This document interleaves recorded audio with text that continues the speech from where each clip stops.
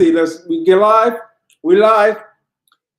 Shout out to the special guests in the building, Jared Osborne. For those who don't know, I've been wanting to get Jared on like a few months ago. I don't even know why I've asked him, because just to give you all a backstory, sometimes I'll be asking people and they be curving me. They be like, they don't want to do it. So there we go. So I'm glad to have you here, man. So what's up, Jared? How's your day going? It's good, man. It's good. Happy to be here and finally get on the channel. I know I've seen you do this with a lot of other people that, we all kind of post our dogs in the group. So happy to get on here and give my unprofessional opinions. Now you're doing something right, because like I said, it's amazing to see Knox. And for those who don't know, Jared is Knox is Bumper and Luna, and Griselda is we're gonna talk about Griselda too, even though it's living with Sentinels. Griselda's amazing. I think she almost she about to turn a year soon. Yep. She's with David E. She's Midgard Mastiffs, and a lot of the American Sentinel bud, especially early on, and still to this day, has the Achilles Midgard Mastiff blood in there. So they like cousins. I guess you can say. Yep. Knox and Griselda is like cousins, though. But before we get into that, I wanted to congratulate you on your new engagement, man. That's a beautiful thing. Thank you. Yeah, we wedding is set in about 2 months, so the last day of January. So. Oh wow. Okay, so you got 2 months. Yeah. Okay, so let's get right into it. So how did you find out about Americans? Because I always talk to people. Sentinels are like underground. It's not like a regular breed, like a German Shepherd. How did you learn about American Sentinels? Yeah, so kind of a little backstory. I always grew up having dogs, but I never had like working dogs or anything. I just knew pet dogs. Kind of getting out of college, me and Paige just moved in together. We adopted a German Shepherd. I knew they needed training, but that was kind of all I really knew. So just, being on TikTok, Instagram, following different trainers and that kind of stuff. And then one of them actually got a band dog. And I've always just kind of liked different stuff. And so I saw that and I was like, that's cool. It's unique. It's different. It's bred strictly for purpose, not, really adhering to a strict breed standard, but just purpose driven. And so that just kind of led me down the rabbit hole of band dogs and, doing a lot of Googling and research on different breeders, and ultimately ended up learning about the American Sentinel. Okay. So take me back to that process. So when you was in the process, when you made up your mind that, hey, I'm going to get me an American Sentinel, was there other breedings that you was considering? And how did you say, I'm going to go with the Bumper and the Luna breeding? Because that's hard. It's like when you got too many, it's hard to pick sometimes. Yeah. So originally when me and Ryan talked, it was going to be the Reptar and Maggie litter is where Knox was going to be from. And all of the puppies were born very prematurely, so they didn't make it. It was Maggie's first litter. I think she's only had one since then, if I remember right. And so that's where Knox was originally supposed to be from. 2 males survived at first. And so Ryan was like, hey, I'm going to keep one. You can have the other one. And then, a few days later, they passed on. And he was like, hey, first off, Ryan's a stand-up guy. I can't say enough good things about him, but he was like, I can either just send you your deposit back, no hard feelings, or you can have first pick male on this litter that's about to be born. And that was Bumper Luna. And I was like, I don't know, maybe I was like, if they turn out to be a good working prospect, I was like, sure. And yeah, by about 4 weeks old, he sent me a video of Knox and he was like, this little guy might be special. And I think he still kicks himself a little bit for selling Knox, but yeah. Wow. So that's how that story goes. So now let me bring up the questions. Shout out to everybody that asked the questions. Let's see. So take us through. Shout out to my man Mike Mathorn. He's saying how do you, as far as like exercise, you just let them play in the yard, or how did you got specific exercises you do to get them in shape? I don't do a ton specifically, and that's mainly because of limit on land. We are moving houses relatively soon in the next few months, where we'll have 5.5 acres. So I hope to get my own slat mill, spring pole, that kind of stuff set up for them. But for right now, it's really just a lot of flirt pole when they were younger, and a lot of just throwing the ball and letting them two run. Knox and Griselda will beat the crap out of each other for as long as you let them. It's really healthy play. They both understand each other's boundaries, but it's very intense, and they do it full speed. And so they keep each other in pretty good shape. Okay, that's awesome. So you about to have 5 acres. That's gonna be amazing. Yeah. So take us through how is Knox in the public as far as with like strange dogs and strange people. How is his personality? So as a puppy, he was very confrontational with every single thing that moved. So I was probably a little too strict with him as a puppy. And, we trained every single morning, every day around lunch, every day before bed. A lot of hours of training have gone in with me and him. And so he respects the leash now. So, going to the vet, going to public, anything like that, he's cool, calm, collected, respects everything. But if he's not on that leash, yeah, he's confrontational. Anything, especially on 4 legs, he's ready to get after. People, he's more like, you can walk up our driveway and he won't bark at you if we're in the house, but he's watching you through the window, and he's ready for you to come through the door. But he's not a super like asshole, if that makes sense. He's very watchful, but not overly aggressive, if that makes sense. Yeah. And speaking of that, we might as well get into. So how is she already bigger than him? Oh yeah. So I weighed Knox at the vet yesterday. He was 90 pounds. So he was up to 95, but like 3 or 4 months ago, he got sick. And I think he was throwing up a little bit. And so he lost some weight then. And he's very hard to keep weight on. Like, he eats 4 cups of food a day. And it's very dense, nutrient dense food, but he just struggles to pack weight on. He stays very thin. So I'm trying to get him back up to around 95. But I haven't weighed her in a few months, and obviously she's growing a lot right now, but she's easily over 100 pounds. She's probably somewhere between 105 and 110, if I had to guess. Every time I pick her up, it reminds me I need to get back to going to the gym, because she's very heavy. Yeah. So what do you think her adult weight will be? Like, I think she'll finish between 110 and 120. She's on the smaller side of a Midgard. And that's kind of one of the things that sold me on her. Whereas her brother, who I believe David still has him, I don't think he sold him yet. He was much, much larger than she was. She's the runt of her litter. Now, she could not be the smallest anymore, because obviously, growth stages are different for every dog. But she was the runt of the litter, when he had all of them. So, wow. Yeah, so and she's still big. 150 then. That's big. 150. Yeah. Yeah, her dad is I think 140, 145, if I remember right. So and I think her mom is between 120 and 130. So wow. So that's good though, because what's her usual height? Is she in the 30s? No, her dad, I think, is 30. I think her mom's 27. I haven't measured her because, like I said, she's still just growing so much. It kind of seems pointless to even waste time doing it. Yeah. But once she's like grown, I'll get her fully measured and everything. But she is taller than Knox right now? Yes. Yep. And she turns 1 in a couple weeks, right? Yep. December 21st. Right. Yep. So for those of people that are asking, because a lot of times people want to know how Midgard Mastiffs are, what would you say? How is her overall temperament and personality compared to Knox's?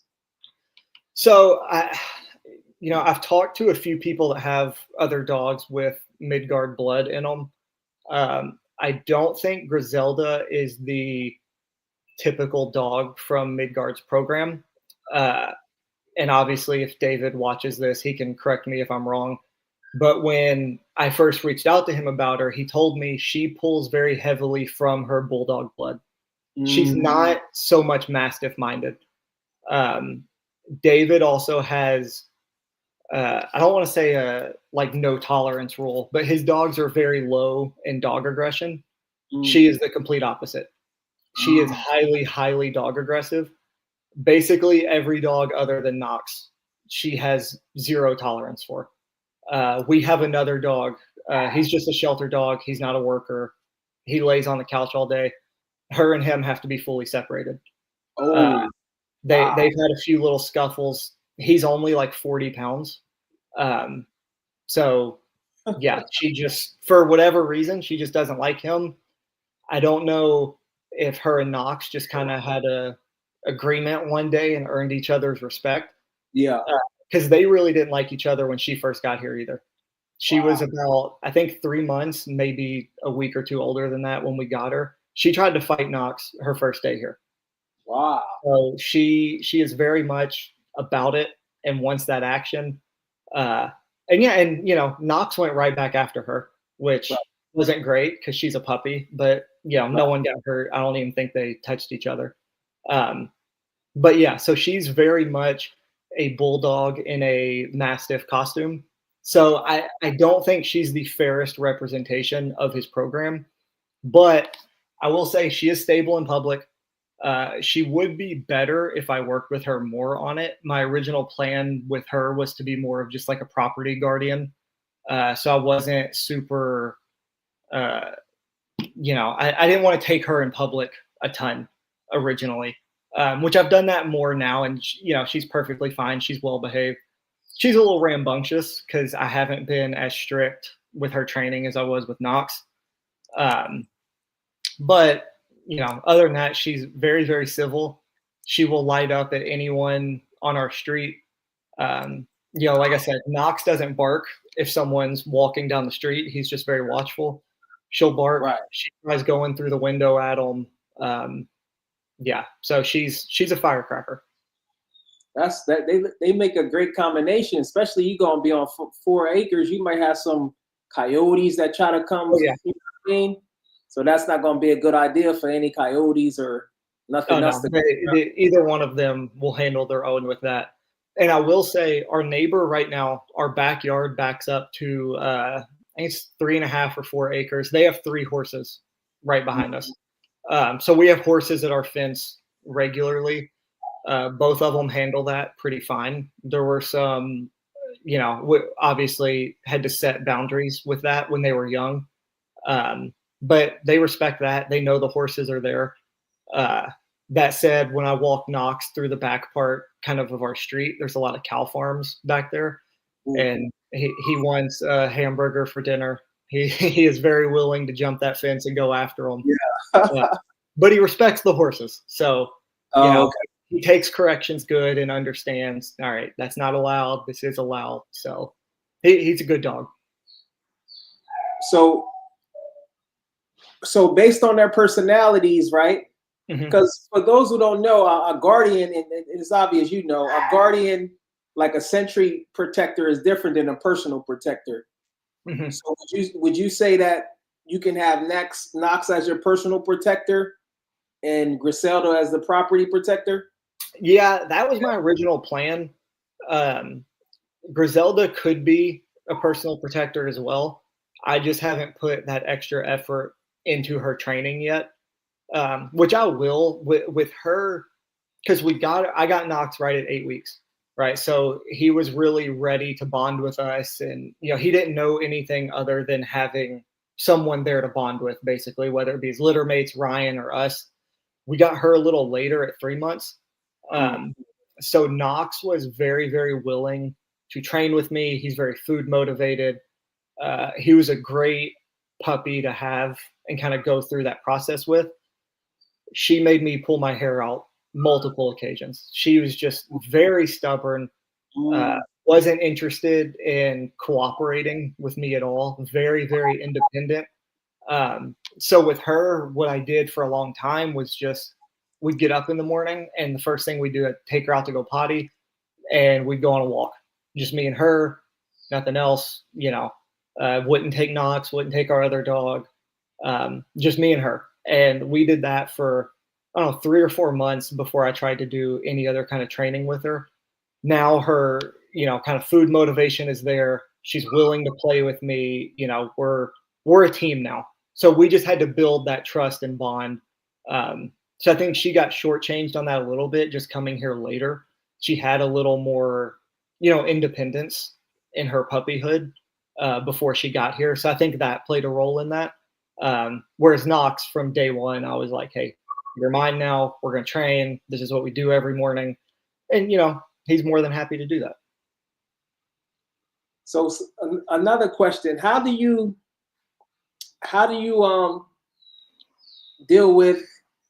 manage having a intact male and a female Griselda that's not fixed? How do you manage that? Because she already had a heat cycle. Yep, had her first one middle of August. Oh, so around 8 months. Okay. Yep. So what did you do? Kept fully separated. They were on a crate and rotate. I have outdoor kennels that I had like custom built. One of my friends built them for me.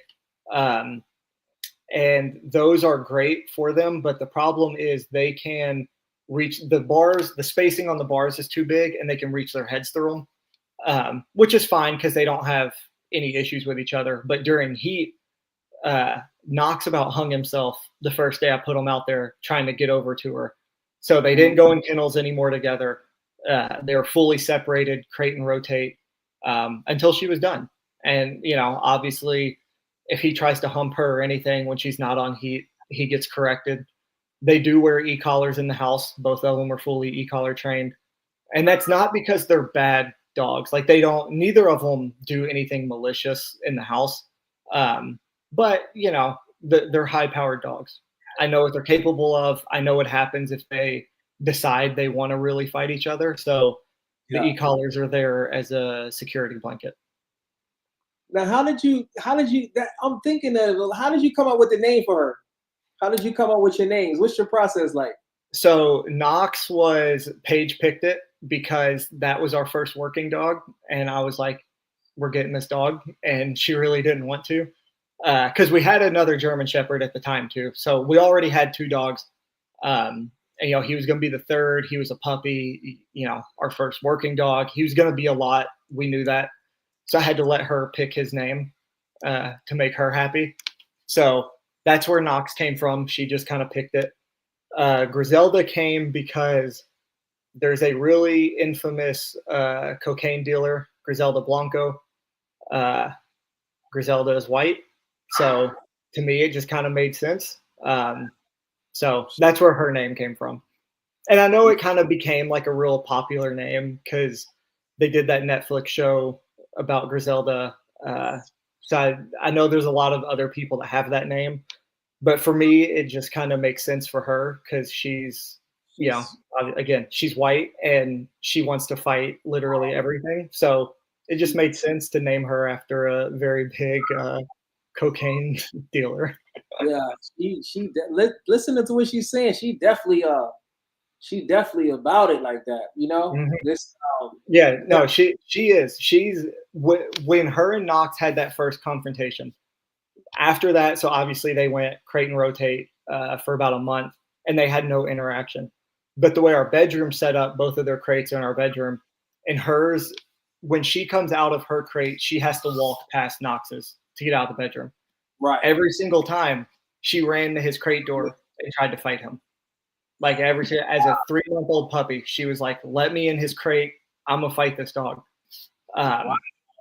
And that was obviously problematic. And so at first I was like, man, we might have to send her back. Like this is just too much. Because crate and rotate's fine. But you always run that risk of what happens if a door gets left unlocked. What happens if you don't close the crate all the way and they get to each other? Because, again, they're both very high-powered, strong, animal aggressive dogs, so I knew the consequences, so we almost were going to send her back. But luckily, after about a month, they kind of came to an understanding and got over it. And now they're best friends. They hang out all the time. They cuddle on the couch. They run around outside together, and they're great. I'm glad you mentioned that story because a lot of people don't realize that some dogs are so extreme that you can't even have them with the opposite sex. Mm-mm. So I know Ryan's told me Danger is like that. Yeah.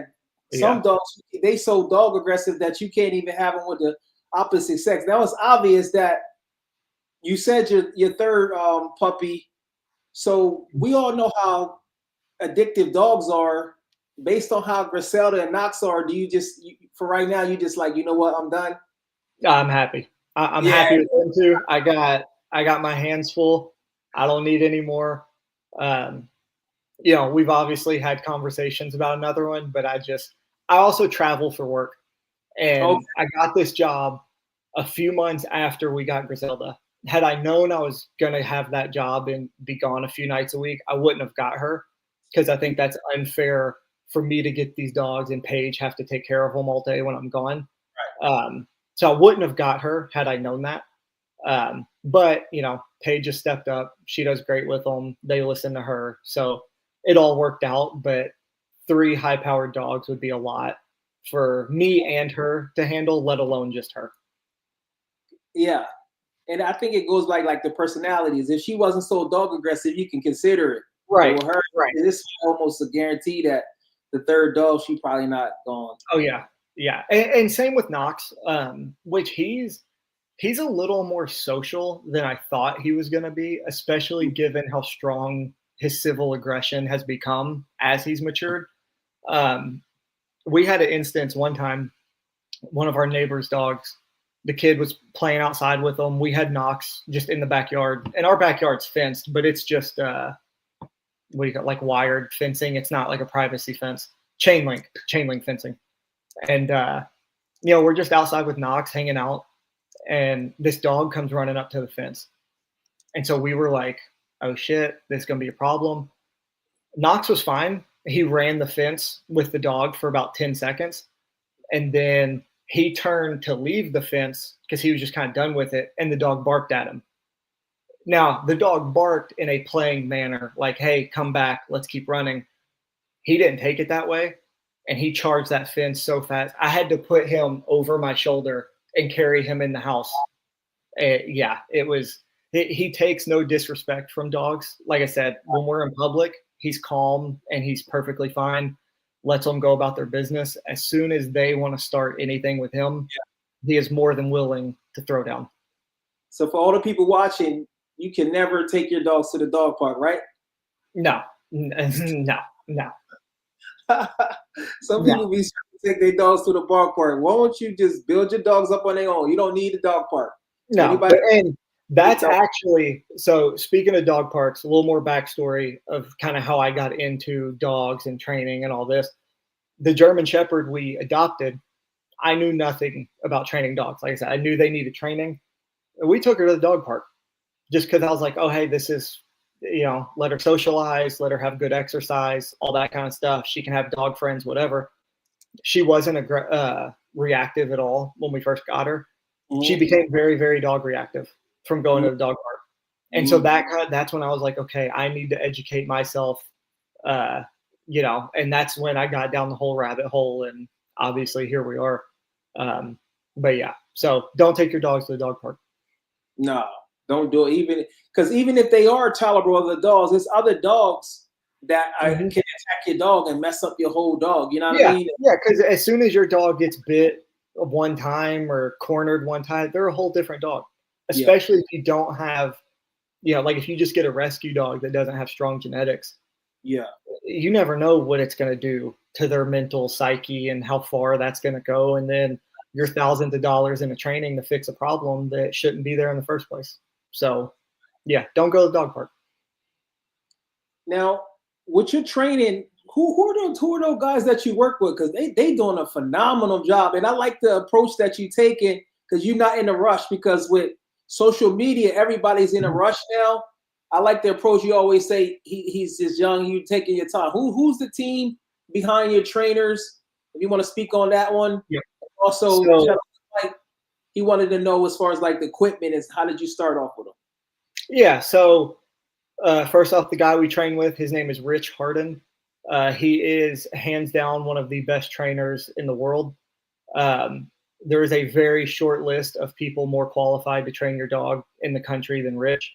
He ran the Navy SEALs Canine program for a few years in San Diego. Luckily, he's just from Louisville. His wife got tired of him being on the road for the Navy SEALs Canine program, so he left it, came to Louisville, back home, started his dog training program. So I can't be more thankful of that guy. I can't say enough good things about him. Me and him are good friends now. Our new house, we're actually 5 minutes from him and where he lives. So, I'm sure we'll be doing stupid shit all the time together. But yeah, super nice guy, very, very knowledgeable. So he's the main trainer that we work with. But the problem is, and not so much a problem, but I went to him to learn kind of how to train with Knox as a puppy, right? Because Knox was my first puppy. I wanted someone there to help me along that process.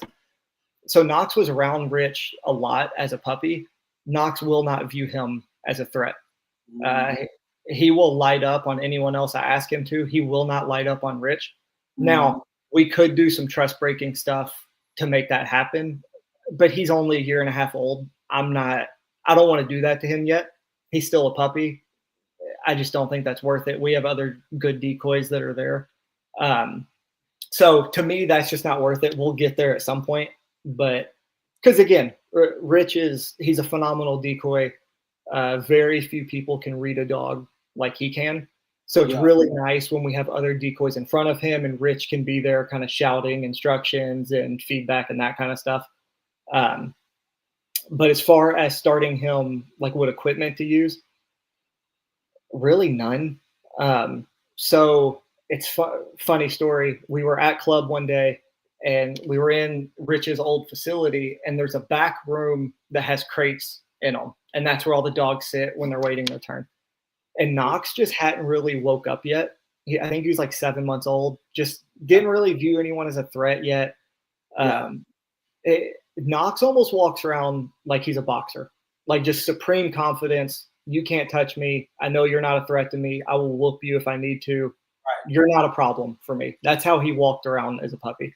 So it was really weird. Like he just didn't take things as a threat, especially people.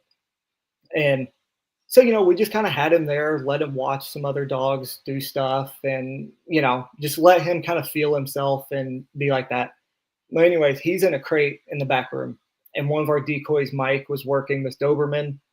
And to relieve pressure from the situation, Mike ducked off into that back room to give the Doberman a second. And when he did that, it sounded like a grizzly bear was in there with him. Wow. And Mike just came back out and he went, dude, your dog woke up. He was like, I was like, that was Knox. And he's like, yeah. He's like, that was Knox back there. And he's like, he's ready. And from that day forward, he's just our cue is watch him. That's the command we use. Anyone I say watch him to, he's more than willing to have some fun. So yeah, and it was just ever since that day, it's just, so there's no equipment he was trained on. And that kind of goes back to my belief. So there's a few guys, other breeders and stuff that I follow that I kind of first started following in the way they train their dogs. I don't think I mentioned it. So James at Authentic Canine, he breeds American Bulldogs and kind of more Mastiff heavy band dogs. Super great guy. Me and him talk dogs often. And then Brendan at Savant Canine on Instagram. Again, I like that guy. Yeah, he's awesome. He's a super knowledgeable guy. Me and him have had many conversations.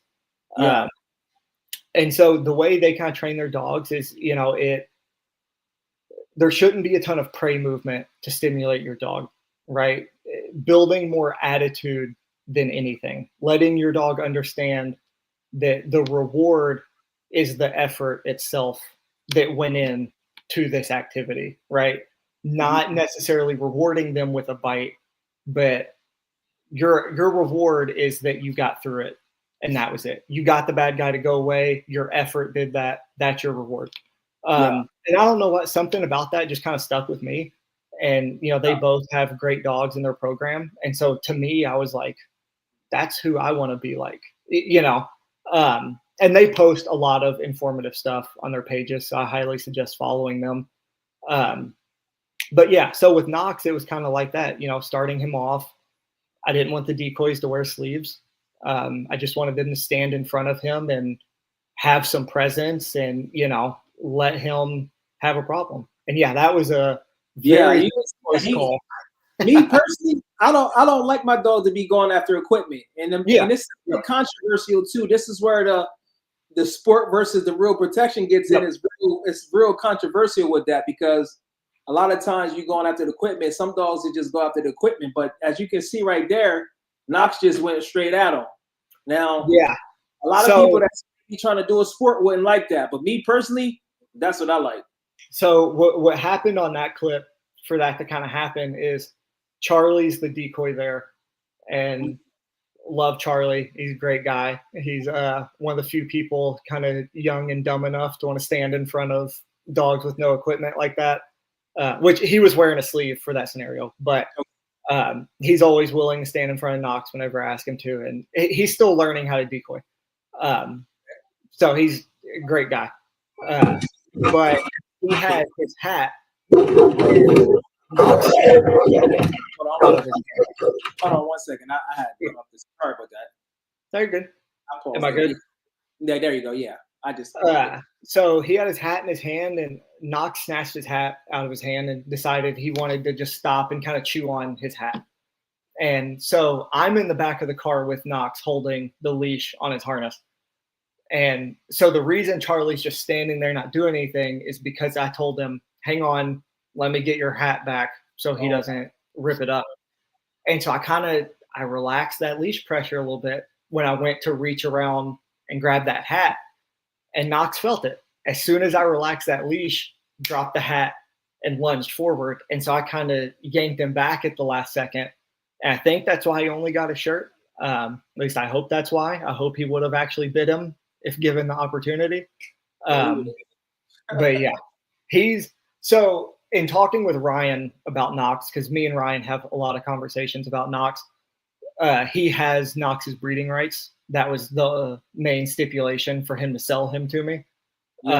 So, we check in with each other and we talk a lot. And again, Ryan's awesome. He's always been there to give me his opinions or advice on anything. And it sounds like he got a lot of Luna's attitude. And so if you watch videos of Luna, she does this a lot where it almost looks like she's spinning away from the decoy. And Knox does that, but in seeing him do it in person and seeing him do it frequently, he's not doing a spin. He is turning his back to let the decoy come in, because for whatever reason, he figured out when I turn around, the decoy comes in to close space to get his attention again. So he will turn his back and kind of be looking. And as soon as that decoy steps in, he turns back around and lunges at him. That's his game to get them to come in closer, because he thinks he's going to get them. So yeah, that's what he does. So if you see videos of him and he spins away, that's what he's doing. He's wanting that decoy to come in closer. He's a very, very dirty dog. Like he'll bite himself. Yeah, I like that. Actually, I love it. Yeah. Because it's not a game in real life. You know what I mean? Now, like I said, some people that was trying to do like sorry about that. No, you're good. Somebody that's trying to do IGP. So for those who are listening out there, make sure y'all smash the thumbs up. Special guest Jared representing Louisville, Kentucky, home of Muhammad Ali, home of I know another person from Louisville, Rajon Rondo from the Celtics. Yep. He from Louisville. That's the only two people I know. D'Angelo Russell that plays in the NBA. He's okay, Russell. Yep. Okay, D'Angelo Russell. Okay. So we talking about his two dogs. As you see in the white dog right there, that's Griselda. That's David Ishii's Midgard Mastiff. And for those who just tuning in, she's very, very dog aggressive. And at first he was going to possibly send her back because she was getting out of hand. But luckily right now she calmed down, and Knox is the only dog that she really get away with. His other third dog that he rescued, she don't really get along with him. So certain dogs are extreme in it. So, but there you go, Jared. Yeah. You speaking about I was about to say, you gotta remind me. I'm too old. I forgot. You speaking about his protection. And let me just bring up the video so you guys can see it. Let me see. And Knox is only like a year and a half, maybe a year and 7 months. Yeah, he was born May, right? So a year and 6 months. May. Yeah. Yeah. It's kind of frozen right now. Right when I really need it. That guy right there, you said that's the new decoy right there? Yeah, that's Charlie. So he's still, he's obviously not a polished decoy, I guess you could say. But he's great. He's learning really, really fast. Rich works with him a lot. So yeah, he's doing good. He's learning a lot very, very fast and getting a lot of very serious dogs put in front of him, which is great. It only makes him better and makes him learn faster. It's kind of choppy. Let me see. I got to close some of these windows up. Let me see. It's kind of choppy. Sorry about that, guys. Make sure y'all smash that thumbs up too and subscribe if you haven't. We having some. I need some faster internet. I usually don't do this. I think I'm at 100 megs. I need like 500. I'm like 100. But we'll come back to that. Okay. You said, yeah. Go ahead and finish. Yeah. So I wanted to. There you go. Yes. Okay. But I wanted to start him being civil, right? I didn't want him reliant on seeing a sleeve or any kind of equipment, and especially didn't want him reliant on. I've seen a lot of dogs and trainers on Instagram that do flashy things for social media, where you kind of have to have a decoy really doing a whole lot of dancing in front of a dog to get them to turn on. No bad guy is going to come dancing up to your house or to mug you or whatever, right? Like that's not, they're going to walk up like a normal person. So, to me, that doesn't make sense to have someone do that. I'm sure it has its place somewhere, not for my dogs, but somewhere I'm sure that can work out great. I won't know. I won't do it with my dogs. But yeah, and we haven't started Griselda at all yet. There's a couple reasons for that. Yeah. But we've had her there at club just to watch other dogs and stuff. She's way more interested in going after the dog who's doing bite work than the decoy so far. But yeah, she's young. She's a puppy. I don't think she's been there for 2 months or so. So she's probably ready now, right? She's 11 months old. She's about to be 1. She had her first heat cycle. So she's probably ready, but I'm being patient with her. Also for our wedding, it's a destination wedding. Knox and our other rescue dog are going. Griselda's not. She is going to stay with Rich for a few days while we're gone. I don't need her viewing Rich as a chew toy when I go to drop her off at his house. That just, doesn't seem like a smart thing to do. Dropping some gems on y'all. I don't mean to cut you off because if you don't have a protection dog, if you got an extreme dog that don't like nobody, how are you going to take a vacation? Yep. You basically, how are you going to take a vacation? You can't hire no dog walker. They don't like nobody. So it's not like you can. And some people think, I don't know, sometimes if the dogs are so smart that if you outside their family, that even if you socialize them, some dogs still won't be cool with them. That you got to live with the dog to be accepted, basically. Yeah, and they're both, Knox and Griselda both are great with my parents. So if we go on vacation or something, like we just went to California a few weeks ago.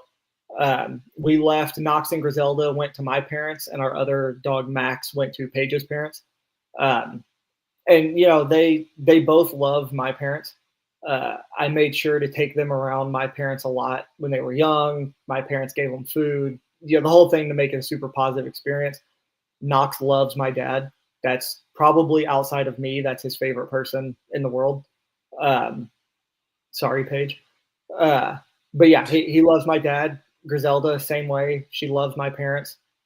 So, you know, you have to have a built-in dog sitter, hopefully, that you can take them around a lot as a puppy and get them comfortable with. Because if you want your dog to be able to light up at anyone and everyone, it's hard to find someone that can watch them that they haven't met once they become an adult, right? Like if I had, you know, someone that Knox doesn't know try and watch him right now, I guarantee I'm getting a call the first day I'm on vacation that he ripped their arm off or something. Like he just, you know, and that's what he's trained to do. Like that's fine.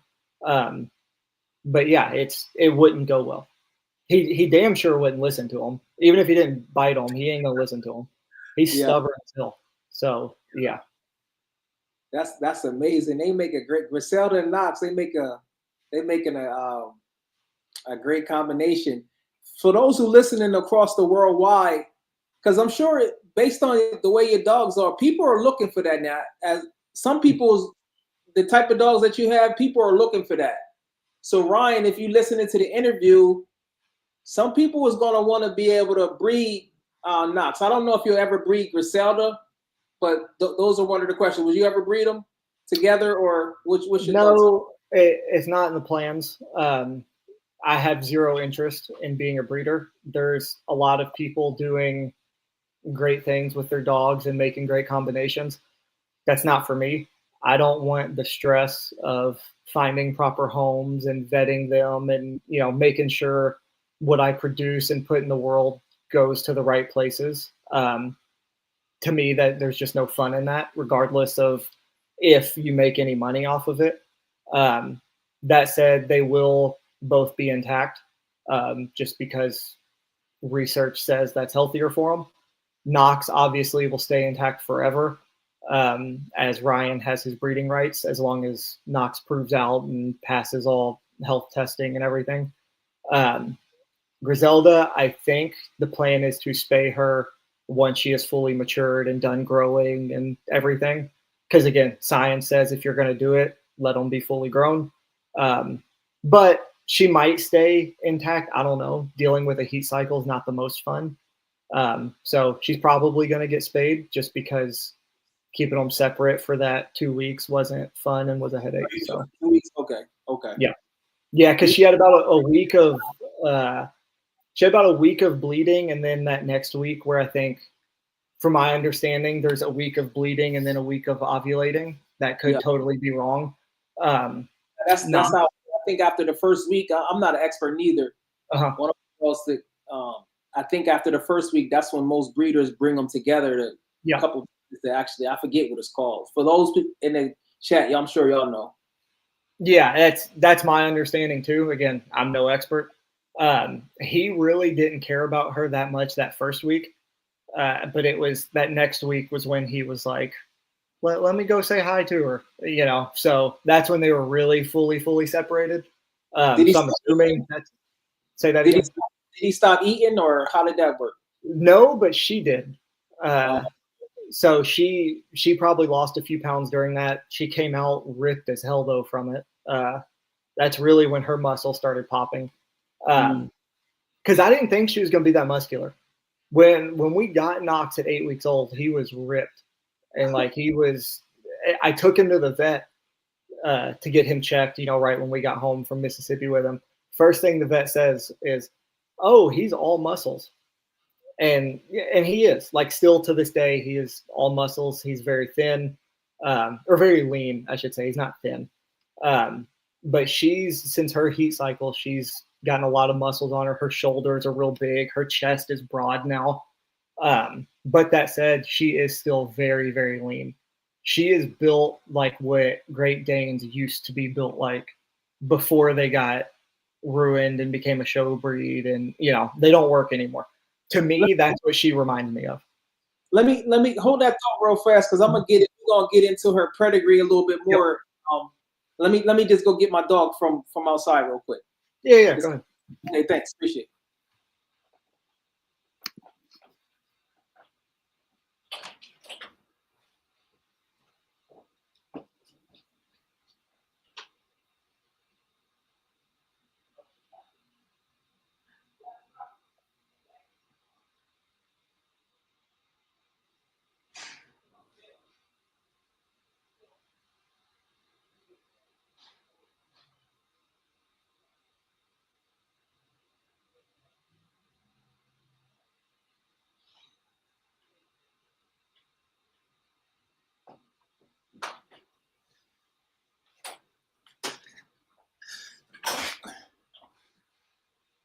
Everyone knows I like to do the pedigree breakdowns. Do you have that do you know it off the top, or do you what's the pedigree of your girl Griselda as far as the So I have it on my phone. Her dad is Poseidon.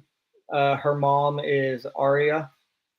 Everything beyond that I'd have to look at. So she has Osiris on the top and bottom. Lee has said Osiris is the best dog he's seen, not from his own program. I believe David says Osiris is the best dog he's ever produced. So she's very heavy. Osiris was Neo Mastiff, right? He's, I don't know. David has so many breeds in his dogs. He was Midgard. Okay, I thought one of them. Yeah. One of them was a Neo Mastiff. I don't know if Achilles. Achilles. Okay. Achilles was a pure Neo, and that's where all of Knox's Neo blood comes from, and a majority of hers. So they do have that common ancestor there.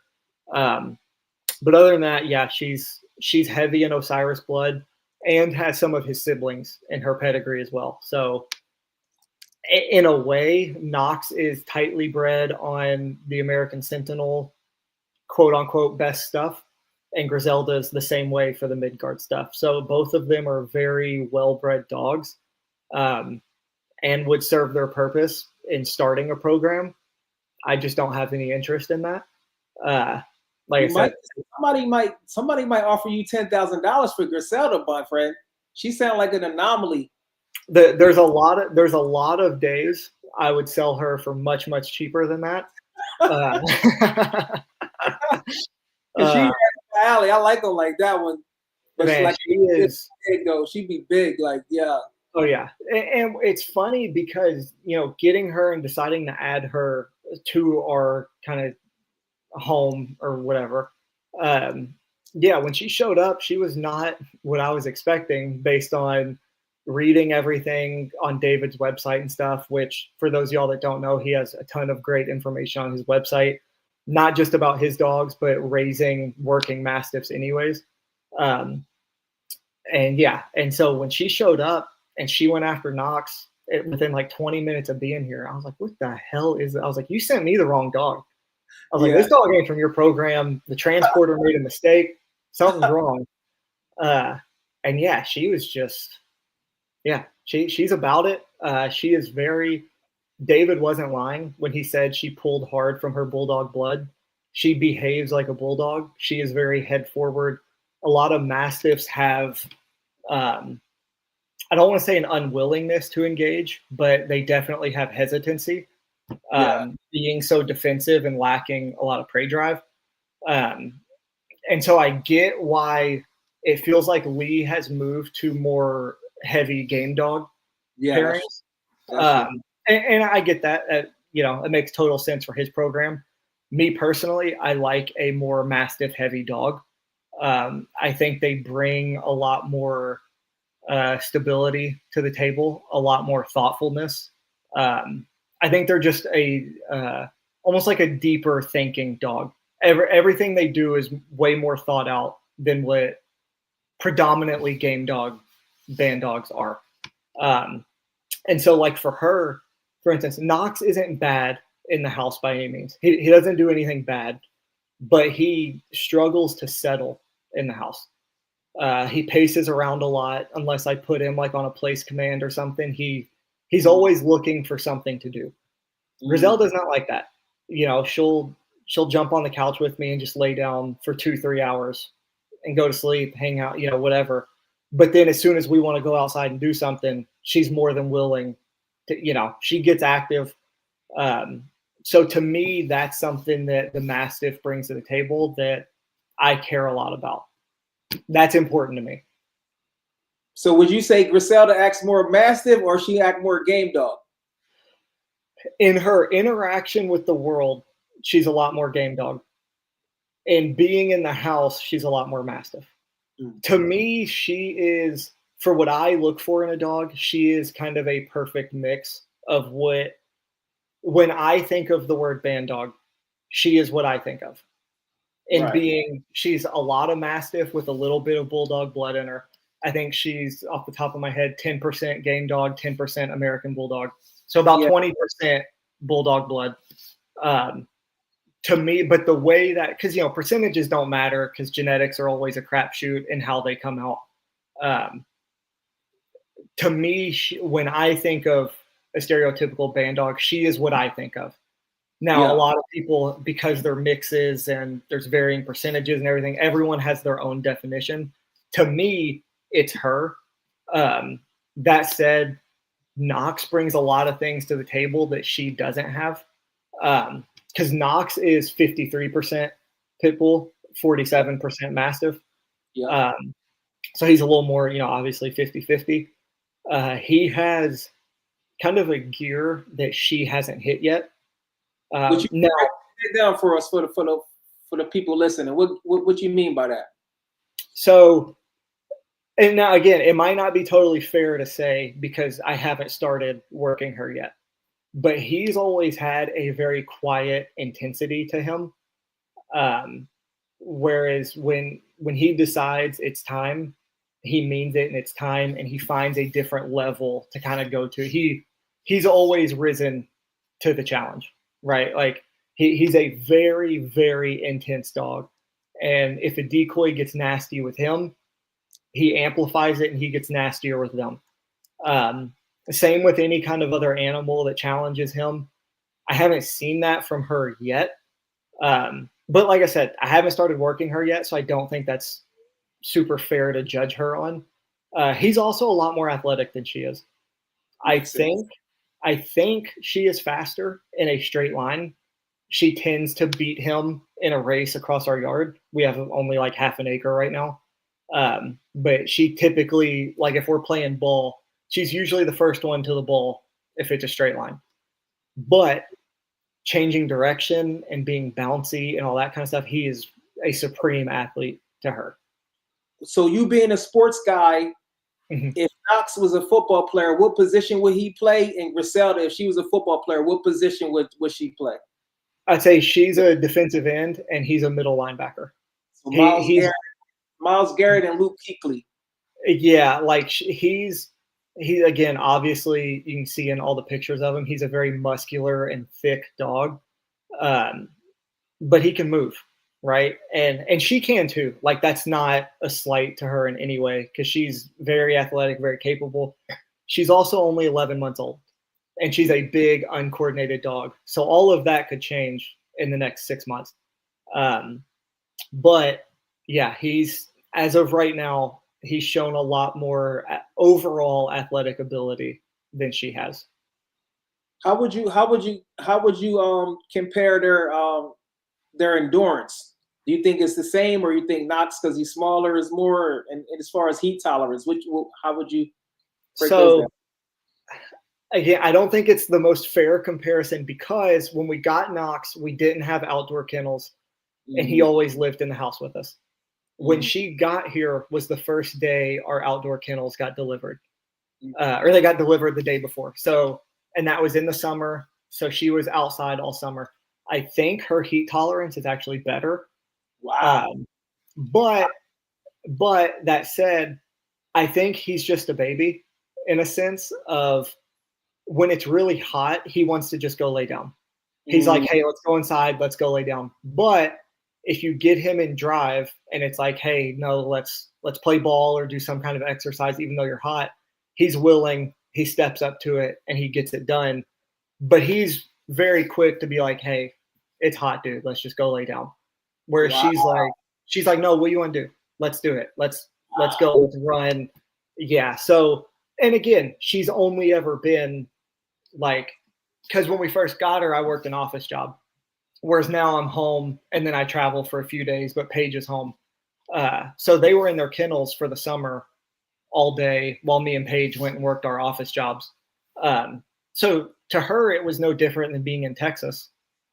You know, it's obviously much hotter in Texas than it is here.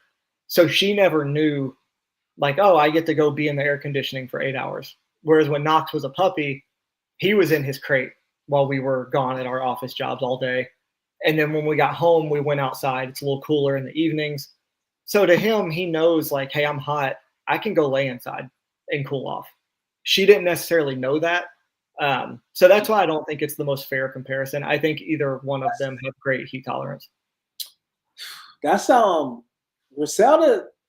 The more you talk about her, man. Like, and what's funny is she was the last pick of her list. I'm telling you, I remember. I was telling people, I was like, yo, you see this dog right here? I was like, man, somebody. I was looking at her because the guy, he was like gray and white. I think the boy. Yep. He was like gray and white, but I was like, blue. Man, blue. He was blue and white. Blue yeah, and white. Like that girl. Yeah. So you made me a chill. She an anomaly. Like that's not. She's like 100 and something. First of all, she probably gonna be 30 pounds bigger than him. Most of the time, if a dog is smaller, of course they're gonna have better heat tolerance. That's just natural. So for her to have that and then endurance, that's a. Now I will say he has better cold tolerance than her. At least what has been shown so far. Oh, okay. She so far has not liked the cold.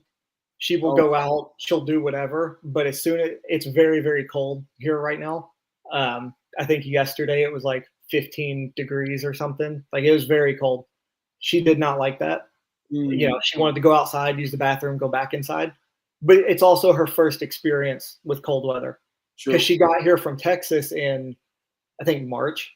And, you know, it doesn't get super cold in Texas. So, and she was also 8 weeks old. So she got here and it's summertime. It's warm, it's hot. Now is her first real experience of cold weather.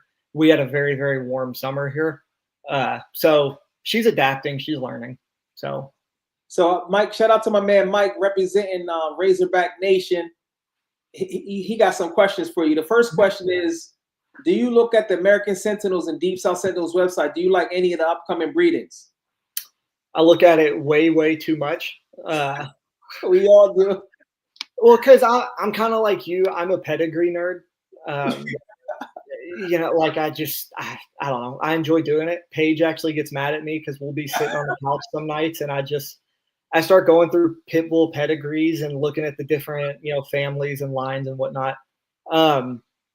Any of the upcoming breed, anything off Danger, I think Danger's really making his mark. I think he's going to be the cornerstone of Ryan's program. And same with anything off Reptar. I feel like he's one, you know, I know Lee speaks very, very highly of him. I don't think Lee utilizes him a whole lot in terms of breeding. Because I know Lee's trying to get to that more pit bull kind of style band dog. So I don't think Reptar is really in his wheelhouse anymore, so to speak. Which again, Lee can correct me if I'm wrong because I'm obviously speculating. But I like that wrecker blood because I like bigger dogs. I want a big, substantial dog. And that's originally why the litter I was going with was Reptar and Maggie, because that was 3 times wrecker. So that was going to be a lot of wrecker blood, which is what I was originally going after. For those who don't know, he was going to get a male prior to. For those who don't know, not to be a story topper, I was going to get a male from Reptar and Maggie as well. And Jared, so we would have had brothers. And now that I come about it, I was like, Reptar and Maggie puppies, males probably going to be like 120 pounds. That probably wasn't a good idea with Jaguars. So things happen. Yeah, probably not. Yeah. That probably, but that I'm waiting for that Reptar and Trinity. Yep. I think that'll be a good one. Yeah, Reptar Trinity is that's gonna be the triple wrecker, and they're gonna be big. It's like Reptar and Maggie, but Is this? Yeah, same thing, because Maggie and Trinity are litter mates. So Yeah, yeah, I mean, I think that's a good one. yeah. So yeah. Yeah, Now, anything from Ryan, Danger, and Voodoo, that's one I'm really, really excited to see. I wouldn't be excited to own one, yeah, but I'm excited to watch them on Instagram or Facebook and see yeah. kind of They, what those puppies grow into. But yeah, because I think that's going to be a very, very serious pairing. now, another question from Mike: what name brand dog food do you feed, and why, and how much do you feed the dogs? We've changed so much. We originally started Knox on a Nukshuk because that's what a lot of people recommended. A lot of breeders, fed their dogs that, and that's what we tried. It gave Knox stomach issues. We used to think so. Giardia here in Kentucky is very, very common. It's a virus dogs get if you didn't know. For some reason, our ground and like our soil here is very conducive to Giardia because it like lives in the ground, and when it rains a lot, it rises to the surface or something. I think that's how the vet explained it to me. But it gives them like orange diarrhea. And Knox got that a lot as a puppy, like a lot, like every other week. It was like he was having orange diarrhea, and it rained a lot. We had a very, very wet, like spring when we got him, or fall because we got him in the fall. And so we were just like, all right, maybe he just keeps catching this, and he's very inbred. So I was like, maybe his immune system's just weak, and but then a lot of people started talking about a Nukshuk giving their dogs problems.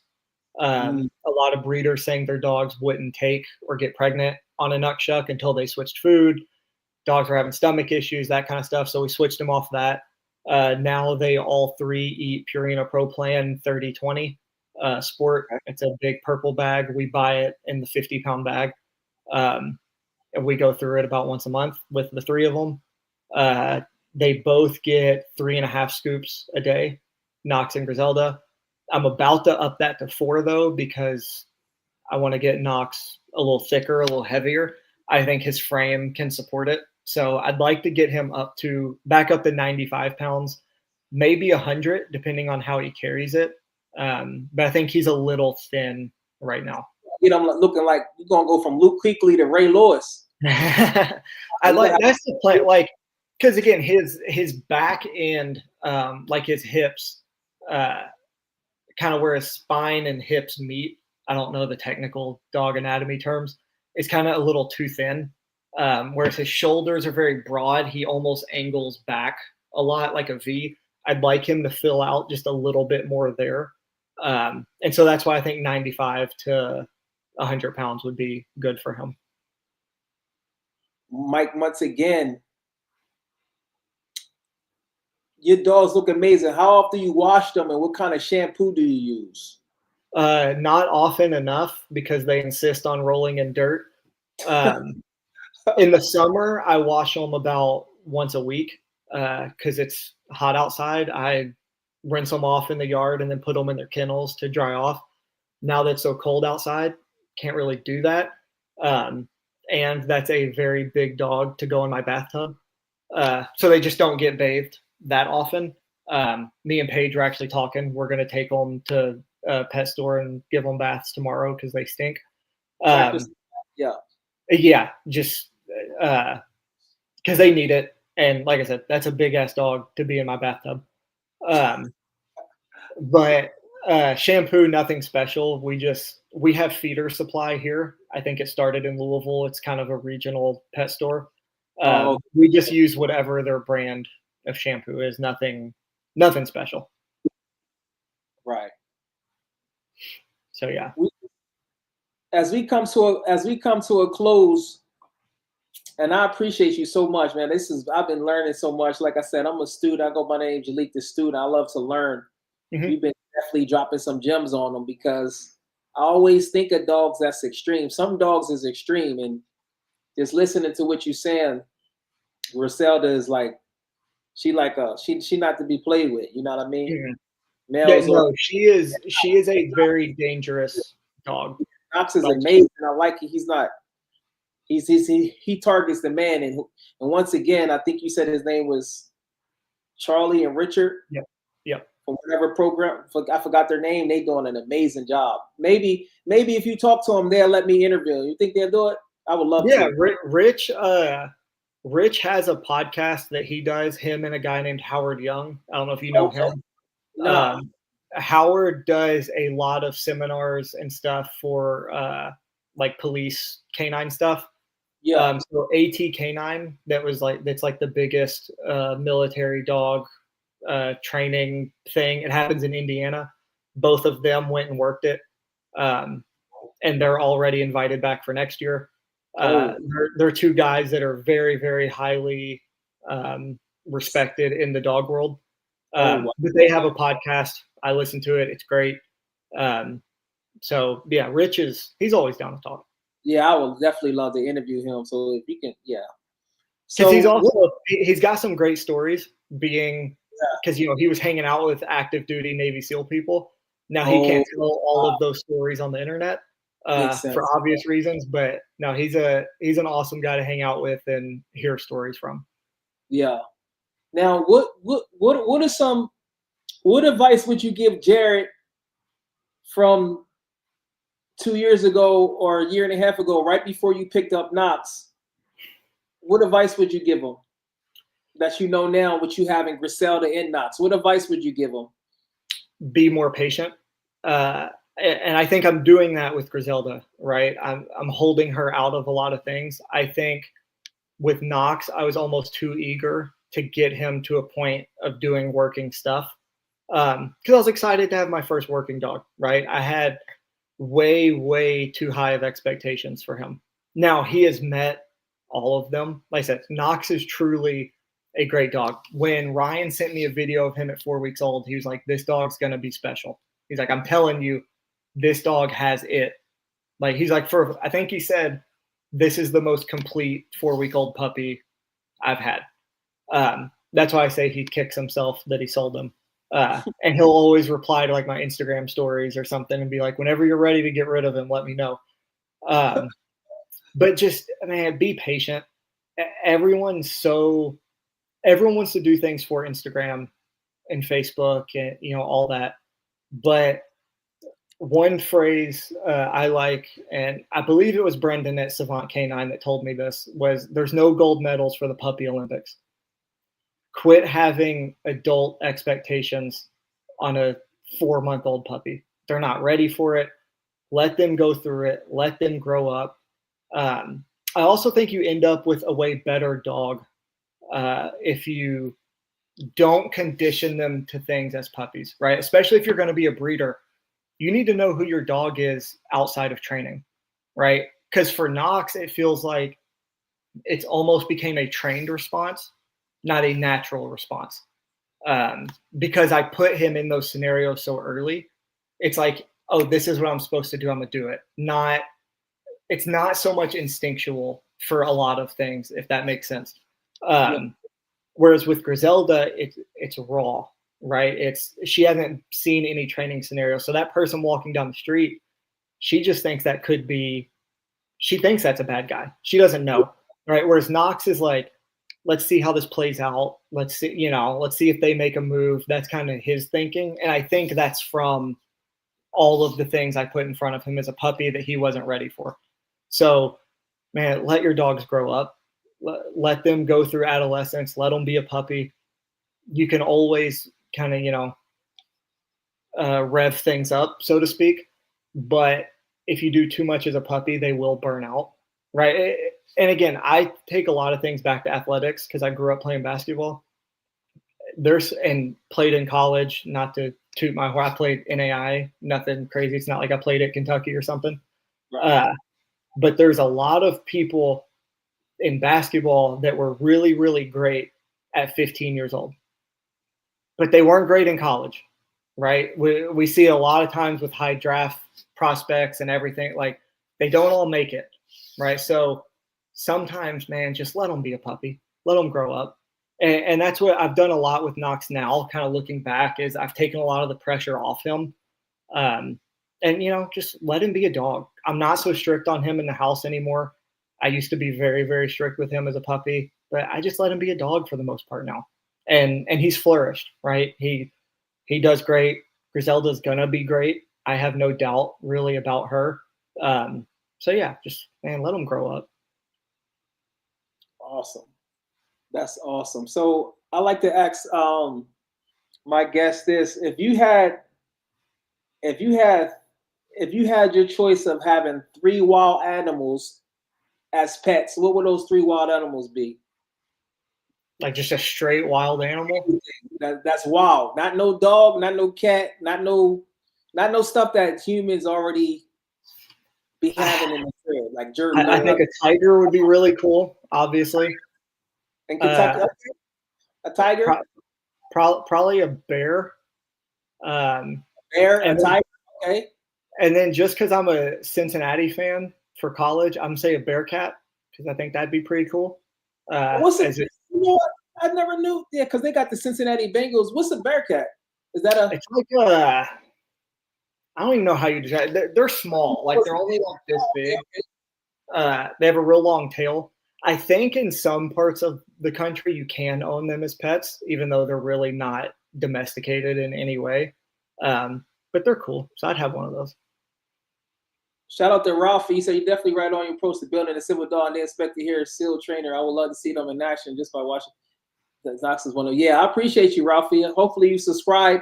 I'm gonna get that guy. If you put the plug in for me, I want to interview that guy. I love doing for those who don't know, I love doing interviews. You know what I mean? I love doing it. It's just it's more like a conversation. It's more like a conversation. So you have a Bearcat, a tiger, and a bear. Mm-hmm. Okay. Now, if you could pick one special gift, now this special gift can be anything. You can fly, you can see through walls, you can read minds, you can basically do anything. What special gift would you give yourself if you could have one special gift? Talk to animals. Oh, okay. Listen, I'm an animal guy. The transition to the dog world kind of made sense for me. I love it, right? I think there's something to communicating with another living being that that doesn't speak our language, right? But you have to figure out ways to communicate with them. I think that's kind of the special dance of dog training. I think that's why some dog trainers are great and a lot of them aren't, because figuring out different ways to speak to things. So that'd make life easier. Now, what do you do for work? So I work for Muck Boots, so rubber boots, Muck. Okay. So I'm a territory sales manager. So every store in Kentucky, Indiana, and Illinois that carries Muck Boots, I sell them to them. So that's why I travel for work. So like this next week, I'm gonna be in like Southern Indiana and then Northern Kentucky. And a week after that, I'll be up in like Northern Illinois. So, yep. And shout out to now I plan hopefully soon to start taking Knox with me on some trips and getting him in front of a lot more decoys. Because that's just a belief I have that, you shouldn't only take your dog to train at one place with one person in one scenario or anything like that. Especially knowing that Ryan has his breeding rights. I feel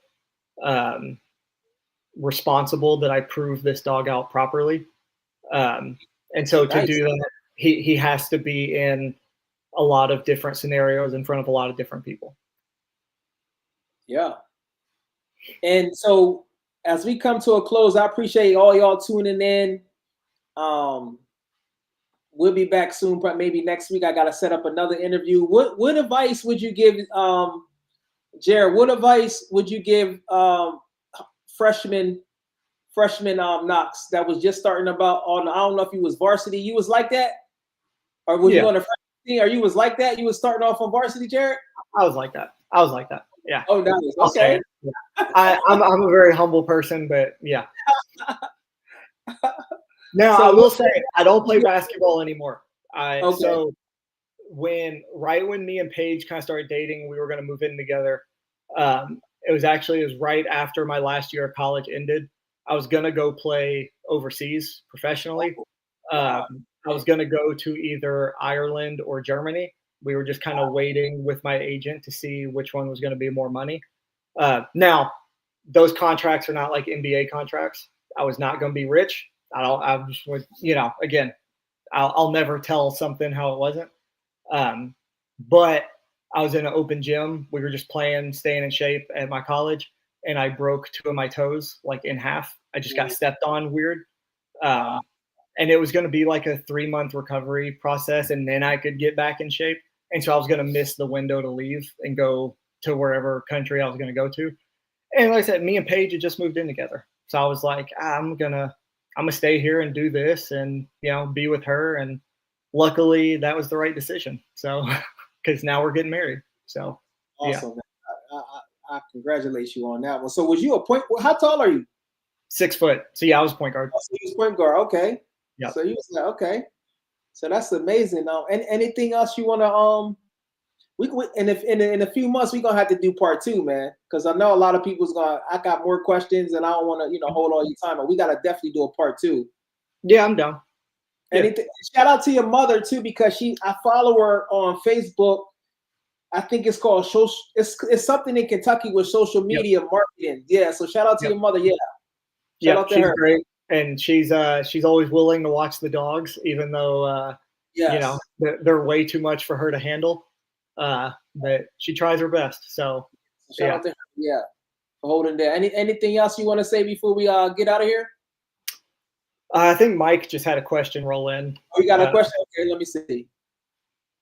Oh yeah, this is a good one. Yeah, Jared. Because we were talking about that. Yeah. So good call, Mike. I think I told him. So injuries. So we've had a few. Luckily, nothing major. Knox, one time when he was young, my German Shepherd kind of stepped on him weird and he hurt his leg. Luckily, nothing major. Him and Griselda have both split their paw pads open. We have a lot of gravel in our backyard because that's what the kennels sit on. So they've split their paw pads open, really just clean it, keep it clean. They're dogs, right? Like they'll be fine. But Knox is hurt right now. We were just at the vet yesterday. Not super sure what it is. He just kind of started limping. I think it was Friday. It was Friday around noon. I don't remember him doing anything. I just noticed he was limping across our living room. And then just kind of progressively through the day, his limp got a lot more severe. So took him to the vet Saturday, first thing in the morning, because always get your dogs the care they need, right? That's our responsibility as dog owners. Don't cheapen out on that stuff. I know that kind of stuff can get expensive, but that's our responsibility, right? And so he's on some anti-inflammatories. And then if he's not better by Thursday, when I get back into town from work, I'll take him and he's going to get some x-rays to see if anything's broken in there. I don't think it's a bone break because he has made no squeals. He doesn't act like he's in pain. He just limps around. Now he does squeal if you kind of take his arm up and in. It's his front left one. So if you lift his arm up and in, he'll kind of squeal a little bit. But he's still the asshole. He's on a whole bunch of trazodones right now because I told the vet, I was like, I need something to make him want to chill. Man, he's on so much like sleeping medicine and he just doesn't care. He's still jumping over our couch, trying to run around the backyard, running around the living room. And so if he doesn't have a broken leg yet, he probably will. He's just, that's how he is, man. He's wild. He's got a lot of energy. So he's on the sideline for a few weeks. So won't be a lot of videos of him. Best case scenario, he's out for about the next month. So yeah. And before we get out of it, the gentleman that you work with, just in case, because like you said, this is a worldwide thing. You might be in Kentucky, you might be in the Louisville area, and you might want to get your dog work because they're doing an amazing job. Because I seen Knox from the beginning. and to see his progress is amazing. So what's their name? And I'll put it in. Yeah, Rich Harden is the trainer's name. The Working Dog Depot is the name of his kind of training company. His podcast is also called the Working Dog Depot Podcast. He has a lot of cool guests on there that, you know, are either active like law enforcement canine handlers or trainers of, you know, military canines or anything like that. So they have a lot of high level guests on there. Can't recommend that enough. A lot of good information on there. And yeah, you know, Rich just being the professional that he is he was always willing to, because obviously a lot of the dogs at our club are herders, right? They're Malinois, German Shepherds. That's what a lot of people want as a protection dogs because they're a little easier to tap into, right? Whereas those Mastiffs are a thinking breed. They take a little more to get them there. And so he was great, you know, always sitting down with me and being like, hey, what more do you need from me for Knox to be successful? So we've had many conversations about philosophy and ideas and training scenarios and that kind of stuff. So always be upfront with your trainer, whoever you're going to work with. Make sure you're on the same page. Don't work with people that are unqualified to be in front of your dog, because you're just gonna hurt your dog in the end, right? No training is better than bad training. As weird as that sounds, I believe that, especially when it comes to protection work. If you have really strong genetics, your dog's probably not going to bite someone if they broke in with no training, but they might. If they have bad training, they definitely won't. So yeah, that's my big advice when finding a trainer. That's awesome, man. I appreciate it. If anybody looks at this playback and you have any other questions for Jared, I'll personally reach out to him because Griselda and Knox is a great combination. And yeah, thanks for everybody listening. Stay behind stage, y'all. Yep. Jared, appreciate y'all. Peace.